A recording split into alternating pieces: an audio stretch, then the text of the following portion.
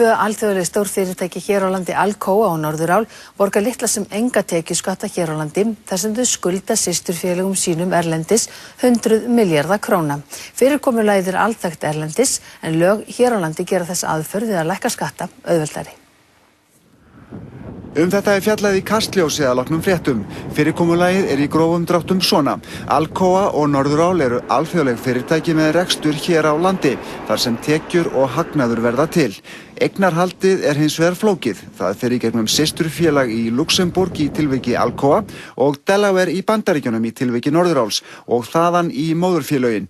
Fyrirtækin hér á landi eru fjármögnuð í gegnum þessi systurfyrirtæki og skulda þeim 100 milljarða króna og borga 100 milljóna króna í vaxtakostnað af þessum lánum.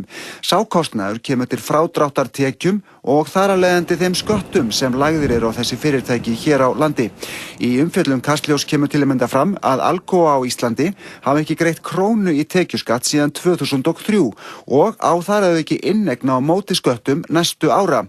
Álver Norðuráls á Grundartanga hefur verið starfrækt í 16 ár en hefur greitt tekjuskatt fyrir 3 rekstrarár. Þetta þekkt erlendis og þar hefur víða verið girt fyrir slíkt. Íslenskum stjórnvöldum hefur verið bent á að þessu þurfið að breyta, þar á meðal af Alþjóðagjaldeyrissjóðnum. Þær breytingar hafa enn ekki verið lagðar til.